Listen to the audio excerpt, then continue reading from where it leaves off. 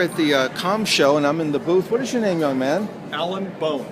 Alan Bone. Would you spell both of those names, or do you have Absolutely. It's card? A-L-L-A-N, last name Bone, B-O-N-E.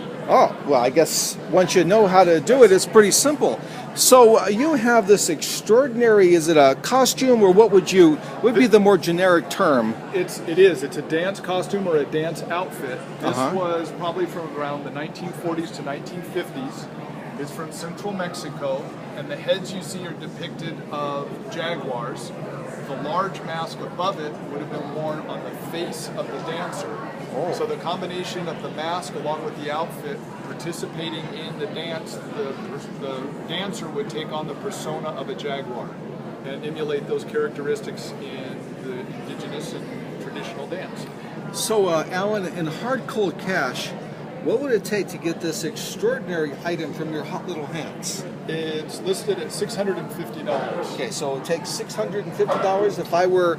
If I were bargaining you down the show, that at this show today, that is the price I'd have to pay. Well, as soon as we turn off the recording, Frank and I will discuss. I don't ever buy anything.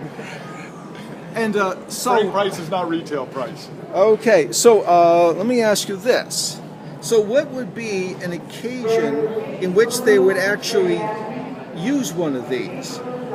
It's when they have like evil spirits and they had to get rid of jaguar spirits, or? No, usually it was always, dances were usually positive. So in this case, it would either be going out on a jaguar hunt to emulate and bring the spirits towards you.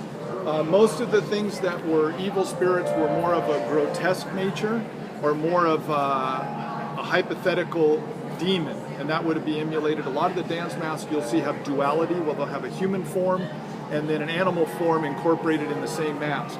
But something on this was usually to bring the spirit to the dancer, and then the dancer was kind of the catalyst and would broadcast those vibes to the village or to the tribe that was gathered.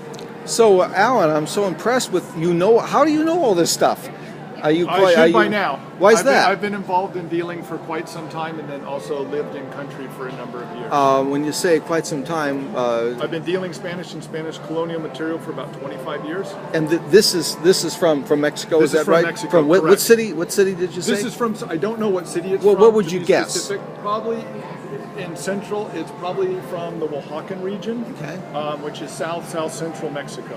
Okay, and so getting back to your experience, so how long have you been dealing in this stuff? About 25 years. I'm out of Scottsdale, Arizona. Done a number of antique shows over the years, and then gallery presence in Scottsdale. Wow.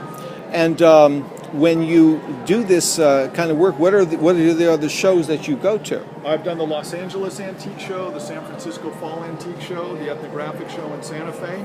Is that by, who does that one? That's White Hawk.